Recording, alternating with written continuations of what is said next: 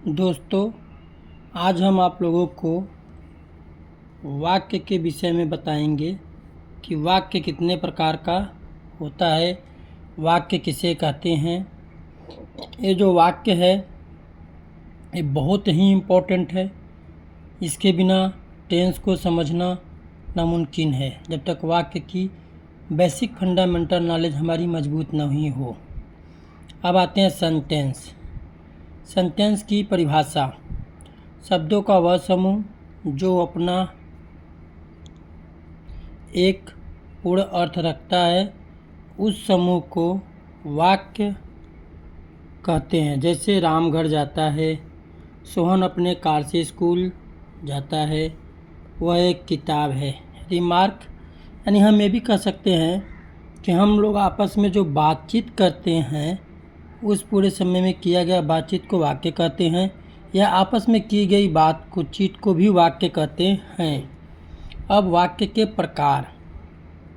वाक्य कितने प्रकार के होते हैं ये अगर हम जानेंगे तो आगे हमारा बेसिक फंडामेंटल मजबूत होगा। आगे हमें टेंस को समझने में कोई प्रॉब्लम नहीं होता है। वाक्य का होता है positive sentence, interrogative sentence, imperative sentence, exclamatory sentence, operative sentence. ये वाक्य जो होते हैं 5 प्रकार के होते हैं। वाक्य जो होते हैं 5 प्रकार के होते हैं। पॉजिटिव सेंटेंस जो होता है इसमें अफर्मेटिव और निगेटिव दोनों आता है, या हमें कह सकते हैं कि पॉजिटिव सेंटेंस 2 प्रकार के होते हैं, सिंपल सेंटेंस और निगेटिव सेंटेंस। अफर्मेटिव सेंटेंस साधारण वाक्य, वह वाक्य जिसमें हमें सकारात्मक सूचना या सकारात्मक विचार मिलते हैं, ऐसे वाक्य को अफर्मेटिव सेंटेंस कहते हैं। जैसे साधारण वाक्य, इसमें जैसे राम घर जाता है, अंसारी अपना काम कर रहा है, वह एक किताब है, यह मेरा गांव है। यह भी कह सकते हैं सिंपल सेंटेंस के कि जिस वाक्य में नहीं और प्रश्नवाचक शब्द या तीव्र इच्छा ऐसे शब्दों का प्रयोग नहीं होता है तो उसे सिंपल सेंटेंस कहते हैं।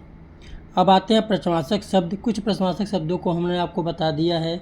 शब्द की परिभाषा हमने ऑलरेडी अपनी वीडियो में डाल भी दिया है, और शब्द किसे कहते हैं ये भी हमने बताया है। अब जैसे क्यों, क्या, कब, कैसे, कहाँ, कौन, ये भी शब्द जो हैं वाक्य में नहीं आते हैं, और ना ही नहीं शब्द। अब निगेटिव सेंटेंस, जिस वाक्य में नकारात्मक सूचना या भावना मिले, ऐसे वाक्यों को नकारात्मक वाक्य कहते हैं।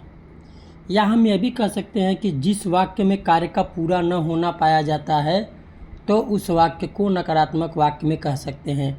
दोस्तों, बहुत सारी बातें हैं जिसे हम लिख के नहीं बता सकते, लेकिन हम आप लोगों को स्पीच में समझा सकते हैं। नकारात्मक वाक्य की परिभाषा हम ऐसे भी बोल सकते हैं कि वह वाक्य जिसमें वह कार्य कभी पूरा होता ही नहीं है, ऐसे वाक्य को नकारात्मक वाक्य भी कह सकते हैं। जैसे मैं घर नहीं जाता हूँ, मैं कभी घर जाऊँगा ही नहीं। अली कानपुर का नहीं है, अली कानपुर का कभी है ही नहीं। वह एक किताब नहीं है, यानी वह एक किताब नहीं है। यह एक लड़का नहीं है। तो ऐसे वाक्यों को नकारात्मक वाक्य कहते हैं। अब आते हैं दोस्तों इंट्रोगेटिव सेंटेंस। जिस वाक्य में हमें प्रश्न किया जाए, ने का सूचना मिले, या जिस वाक्य में प्रश्न किया जाता है, ऐसे वाक्य को इंट्रोगेटिव सेंटेंस कहते हैं। क्या राम घर जाता है, क्या वह एक गाय है, मैं अपने स्कूल कब जाता हूँ, ऐसे सारे वाक्य जो होते हैं वो जो होते हैं प्रश्नवाचक वाक्य होते हैं। जैसे प्रश्नवाचक शब्द के अंत में प्रश्नवाचक चिन्ह है। प्रश्नवाचक शब्द के अंत में अब देखो प्रश्नवाचक चिन्ह लगा होता है। जैसे यह एक गाय क्यों नहीं है, चिन्ह लगा है, ये जरूरी होता है। इंपरेटिव सेंटेंस, ऐसे वाक्य जिसमें आदर्श, सूचना, सलाह, निवेदन, आर्डर किया जाता है, ऐसे वाक्य को इम्परेटिव सेंटेंस कहते हैं, जैसे बैठ जाओ, खड़े हो जाओ, बाहर जाओ। ऐसे वाक्य में कर्ता यू छिपा रहता है। अब किसी भी वाक्य में कर्ता क्रिया कर्म होते हैं, ये भी हम आप लोगों को बताएंगे समय आने पे। फिर एक्सक्लेमेटरी सेंटेंस, जिसमें हृदय की तीव्र भावना है, या ऐसे वाक्य जिसमें हृदय की तीव्र भावनाएं प्रकट होता है, उसे एक्सक्लेमेटरी सेंटेंस कहते हैं। जैसे हाउ स्वीट, वंडरफुल, या यह जगह कितना सुंदर है, यह मीठा कितना स्वीट है, वंडरफुल, गर्ल्स। ऐसे सारे वाक्य जो हैं, ये हमारे हृदय से एक आश्चर्यजनक तीव्र गति में कोई वाक्य निकलता है, हाय चोट लग गई, यह वाक्य जो है एक्सक्लेमेटरी सेंटेंस कहलाता है। अब ऑपरेटिव सेंटेंस, ऐसे वाक्य जिसमें हम किसी को श्राप दें, प्रार्थना करें, इच्छा या आशीर्वाद का सूचना भावना प्रकट होता है या मिले, तो ऐसे वाक्यों को ऑपरेटिव सेंटेंस कहते हैं। जैसे भगवान आपकी मदद करे, मेरी इच्छा है कि आप ठीक हो जाओ, मैं आशीर्वाद देता हूँ कि आप सफल हो जाओ। ऐसे वाक्यों में प्रश्नवाचक चिन्ह जरूर होता है। भगवान करे आप दीर्घायु हो। मित्रों, मैं इंग्लिश ग्रामर बता रहा हूँ। अभी मैं अधिक इंग्लिश शब्दों का प्रयोग इसलिए नहीं कर रहा हूँ कि मैं आपको प्योर हिंदी से ले चल रहा हूँ। जिस दिन आपको ये शब्द, सेंटेंस, वाक्य, कर्ता, क्रिया, कर्म आदि चीज़ों की नॉलेज हो जाएगा, उस दिन मैक्सिमम आप लोगों के लिए जो है ऐसे वाक्यों का प्रयोग करेंगे इंग्लिश शब्दों का।